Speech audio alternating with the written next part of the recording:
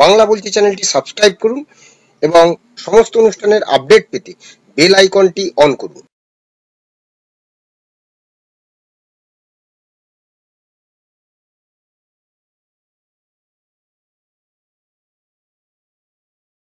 নমস্কার, বাংলা বলছি চ্যানেলে আপনাদের স্বাগত। আমি বিপ্লব দাস। সরকার গড়ে ভুল করেছে, যে কোনো সময় মোদির পতন ঘটবে, বলছেন কে? কংগ্রেসের সর্বভারতীয় সভাপতি মল্লিকার্জুন খার্গে। কিন্তু যদি আমরা দেখি যে 240টি আসন পেয়েছে বিজেপি এককভাবে, হয়তো তারা সংখ্যাগরিষ্ঠতা পায়নি, সেখানে কংগ্রেস পেয়েছে মাত্র 99টি আসন, অর্থাৎ একটি ধরলে তারা হয়তো 3 অঙ্কের সংখ্যায় পৌঁছতে পারত, কিন্তু সেটা পৌঁছতে পারেনি।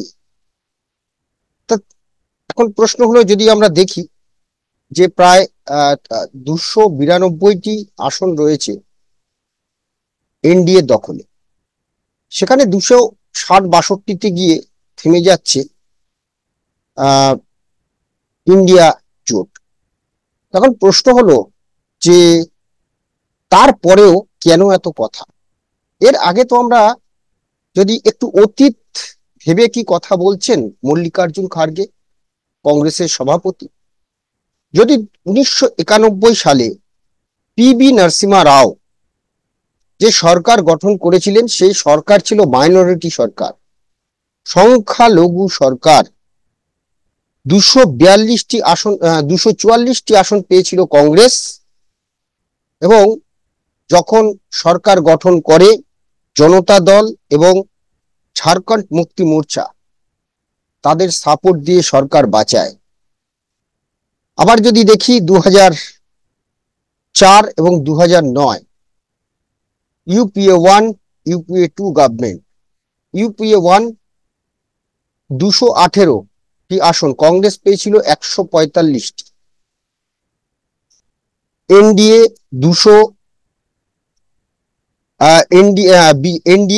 182 ছিল, ইউপিএ 218 প্লাস অন্যান্য যারা লেফট ফ্রন্ট, সমাজবাদী পার্টি, বহুজন সমাজ পার্টি, সকলে মিলে সেই ইউপিএ গভর্নমেন্ট হয়েছিল। এবং সেখানে এককভাবে বিজেপি পেয়েছিল 138টি আসন, কংগ্রেস পেয়েছিল 145টি আসন। তাহলে কংগ্রেস 145টি আসন পেয়ে ইউপিএ গভর্নমেন্ট তৈরি করেছিল, অর্থাৎ ইউপিএ 1 2004 সালে। আবার 2009 সালে ইউপিএ 2, সেখানে কংগ্রেস 206টি আসন পেয়েছিল। তারপরে অন্যান্য দল, সমাজবাদী পার্টি, বিএসপি, জনতা দল, সেকুলার, রাষ্ট্রীয় জনতা দল এবং অন্যান্যরা মিলে তাদের সাপোর্ট দিয়ে ইউপিএ 2 গভর্নমেন্ট হয়। এরপরে মল্লিকার্জুন খার্গে কিভাবে বা কোন মুখে 240টি আসন পাওয়া একটি দলকে বলছে? তারা তো একটা জোটের মধ্যেই রয়েছে। তাহলে কি করে তিনি বলছেন? তিনি বলছেন যে ভুল করে এনডিএ সরকার গঠিত হয়েছে, মোদিজি জনাদেশ পাননি, এটি একটি সংখ্যালঘু সরকার, এই সরকারের যে কোনো সময় পতন হতে পারে। যদি 1991 সালে পিবি নরসিমহা রাওয়ের সরকারের পতন না হয়, যদি 2004 সালের মনমোহন সিং এর সরকার পতন না হয়, 2009 সালে মনমোহন সিং এর সরকারের পতন না হয়ে থাকে, তাহলে 2024 সালে এনডিএ গভর্নমেন্টের পতন কেন হবে? তার মানে আপনারা কি চেষ্টা করছেন সরকার ভাঙানোর? এদিকে তারা বলছেন যে কংগ্রেস স্বতঃপ্রণোদিত হয়ে মোদী সরকারের পতন ঘটাতে সক্রিয় হবে না। এটা বলছেন কে? মল্লিকার্জুন খার্গে। বলছেন, আমরা দেশের মঙ্গল চাই, দেশকে শক্তিশালী করার জন্য আমাদের একসঙ্গে কাজ করা উচিত। আমাদের প্রধানমন্ত্রীর অভ্যেস আছে কোনো কিছু ভালোভাবে চলতে না দেওয়ার, কিন্তু আমরা দেশকে শক্তিশালী করার জন্য সহযোগিতা করব। নিশ্চয়ই দেশকে শক্তিশালী করার জন্যই সহযোগিতা তো করা উচিত, কারণ আপনারা তো সরকারটা গঠন করতে পারবেন না, আপনারা বিরোধী আসনে বসবেন। নিশ্চয়ই আপনারা বিরোধী আসনে বসে সরকারের বিরোধিতা করবেন, কিন্তু সেটা সঠিক বিরোধিতা করবেন, এমন কোনো বিরোধিতা করবেন না কথায় কথায় লোকসভা অচল করে দেবেন না, যেখানে মানুষের কথা বলা, মানুষের নানা সমস্যা নিয়ে আপনাদের পাঠিয়েছে। আমরা দেখেছিলাম যে এই যে গত লোকসভায় সপ্তদশ লোকসভায় আমরা যেটা দেখেছিলাম, কথায় কথায় বিরোধীরা অচল করে দিয়েছিল, সমস্ত সংসদ অচল করেছিল, এবং যতগুলো অধিবেশন বসতো ম্যাক্সিমাম অধিবেশনে বিরোধীরা অনুপস্থিত থাকতেন। কোনো না কোনো কিছু ধুয়ো তুলে তারা সংসদ থেকে বেরিয়ে যেতেন। নিশ্চয়ই সরকারের বিরোধিতা করুন, কিন্তু সেটা বয়কট করে নয়, সংসদ বয়কট করে সংসদ থেকে বেরিয়ে গিয়ে কোনো আলোচনা না করে এটা করবেন না। এতে কিন্তু জনগণের অসুবিধা হয়। আপনারা এবারে 99 পেয়েছেন, মানুষ আপনাদের যে 2000 পরপর যে দুটি নির্বাচন, অর্থাৎ 2009, 2014, 2019, দুটো নির্বাচনে কংগ্রেসের যে আসন সংখ্যা ছিল তার থেকে এবার সংখ্যাটা বেড়েছে, অর্থাৎ দায়িত্ব আপনাদের বেড়েছে। সেই দায়িত্ব নিয়ে আপনারা দায়িত্বশীল বিরোধী ভূমিকা পালন করুন। এই কথায় কথায় যে আমরা সরকার পড়ে যাবে এই কথা বলবেন না। মমতা বন্দ্যোপাধ্যায় বলেছিলেন যে ইন্ডিয়া আগামী দিনে সরকার গড়বে, সেটা শুধু সময়ের অপেক্ষা, এখন আমরা শুধু পরিস্থিতির দিকে নজর রাখছি। তখন কিন্তু খার্গে প্রশ্ন তুলেছিলেন, সংখ্যাগরিষ্ঠতা না পেয়ে কেন সরকার গড়ল বিজেপি? তাহলে কি সংখ্যাগরিষ্ঠতা না হলে, যদি সরকার গড়া না যায়, তাহলে রাষ্ট্রপতির কাছে যান, গিয়ে বলুন যে একটা দল কি করে সরকার গড়ছে। আপনারা কি গড়েননি 1991 সালে? আপনারা সরকার গড়েননি 2004 সালে? আপনারা সরকার গড়েননি 2009 সালে? তখন কি আপনারা সংখ্যাগরিষ্ঠতা নিয়ে এসেছিলেন? একটা জোট সরকার, হ্যাঁ হয়তো বিজেপি গত দুটো টার্ম, অর্থাৎ 2019 এবং 2014, এই দুটো টার্মে, 14 এবং 19, এই দুটো টার্মে বিজেপি একক সংখ্যা তারা পেয়েছিল, এবং তারা তাদের মতো, এটা তো সত্যি। আজকে যদি কংগ্রেস তারা একক শক্তিতে ক্ষমতায় আসে, তাহলে কি তারা কোনো জোট শরিক যারা ছিল তাদেরকে কি পাত্তা দেবে? তখন তো কংগ্রেস চাইবেই নিজের মতন করে সরকার চালাতে। তাদের নিজেদের যে ইচ্ছেগুলো কংগ্রেসের, সেইগুলো পূরণ করতে তারা চাইবেন, তেমনই বিজেপি করেছে। মানুষ বুঝতে পেরেছে, মানুষ তাদের এবারে সেই সংখ্যাগরিষ্ঠতা দেয়নি।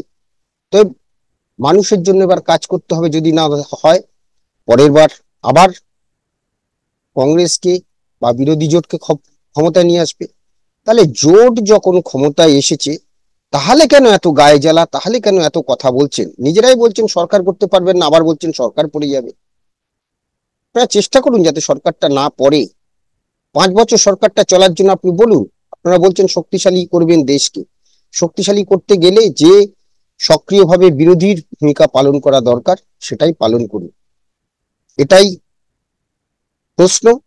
এবং যেটা বলছিলাম যে ভবিষ্যতের কথা ভুলবেন না, ভবিষ্যতে কিন্তু আপনারাও সংখ্যালঘু ছিলেন, বিশেষ করে পিভি নরসিংহ রাওয়ের সরকারে আপনারা কিন্তু সংখ্যাগরিষ্ঠতা না পেয়ে সেই সময় সরকার গড়তে গেছিলেন, এবং তখন আপনাদের পেছনে দাঁড়িয়েছিল জনতা দল, তাদের 59টি আসন ছিল, ঝাড়খণ্ড মুক্তি মোর্চা 6টি আসন ছিল। এই দুটো দল আপনাদের সাপোর্ট দিয়েছিল যাতে সরকার করে না যায়। তো সেইখানটায় আপনি আজকে যে কথা বলছেন যে কেন বিজেপি সরকার গড়ল, মোদি, হ্যাঁ মোদি বলেছেন, মোদির একটা ভিশন ছিল, তিনি বলেছেন যে তৃতীয়বার তিনি আসবেন, ক্ষমতায় আসবেন, মোদি গ্যারান্টি বলেছেন। কিন্তু তারাও তো এনডিএ করেছে, আপনারা যেমন ইন্ডিয়া করেছেন তারাও তো এনডিএ করেছে। আজকে যদি উল্টোটা হতো, আপনারা কি করতেন? সরকার করতেন না। ওরা 240 পেয়েছে, আপনারা যদি 245 পেতেন, তাহলে তো আপনাদের সংখ্যাগরিষ্ঠতা হতো না, তাহলে কি কংগ্রেস সরকার করতো না? প্রশ্ন এখানেই। এখন দেখার, দেশে যে সরকার গঠিত হয়েছে সেই সরকার, এনডিএ সরকার, একটা চ্যালেঞ্জ নিয়ে, এটা বিশেষ করে মোদির কাছে চ্যালেঞ্জ, বিজেপির কাছে একটা বড় চ্যালেঞ্জ। বিজেপির থেকেও বিজেপি এর আগে সরকার চালিয়েছে, কোয়ালিশন গভর্নমেন্ট চালিয়েছে, কিন্তু মোদি চালাননি। মোদি গুজরাটের মুখ্যমন্ত্রী ছিলেন, দুবার ভারতের প্রধানমন্ত্রী ছিলেন, একক ক্ষমতায় সরকার চালিয়েছেন। কিন্তু এইবারে তার কাছে কিন্তু চ্যালেঞ্জ শরিকদের নিয়ে সরকার চালানো, এবং সেটা যাতে সম্পূর্ণভাবে আগামী 5 বছর এই সরকার চলে, এটা কিন্তু মোদির কাছে একটা চ্যালেঞ্জ। সেই সঙ্গে বিজেপির অন্যান্য নেতৃত্ব, তাদের কাছেও কিন্তু একটা বড় চ্যালেঞ্জ। সেই চ্যালেঞ্জ কতটা নিতে পারবেন মোদি, দেশের মানুষ কিন্তু সেদিকেই দেখছেন। কংগ্রেস যে কথাটা বারবার বলছেন, একবার বলছেন আমরা প্রয়োজনীয় সংখ্যাগরিষ্ঠতা নিয়ে সরকার গড়ব না, আবার বলছেন তারা কেন গড়লো। যার সংখ্যা বেশি আছে তারা অন্যান্য দলকে নিয়ে সরকার গড়েছে। প্রকৃত যে বিরোধী, সেই বিরোধী ভূমিকা পালন করুন। আশা করব যে মানুষ আগামী দিনে আপনাদেরও ক্ষমতায় আনবে। তাই বারবার ওই স্থায়িত্ব নিয়ে প্রশ্ন না তুলে সরকারটা যেন ঠিকঠাক ভাবে চলে, সঠিক বিরোধিতা করে সরকারের সঙ্গে সহযোগিতা করুন। মানুষের যে আশীর্বাদ, সে মানুষের আশীর্বাদকে আপনারা অর্থাৎ আপনাদের যে ভোট দিয়ে এই সংখ্যায় নিয়ে গেছে, তাদের সেই দাবি বা তাদের সেই সমস্যাগুলি যাতে আলোচনা করা হয়, সেদিকে নজর রাখুন। আপাতত আমাদের এই আলোচনা নিয়ে আপনাদের মতামত কমেন্ট বক্সে জানাবেন। ভালো লাগলে অবশ্যই লাইক দেবেন। সবাই ভালো থাকবেন। নমস্কার।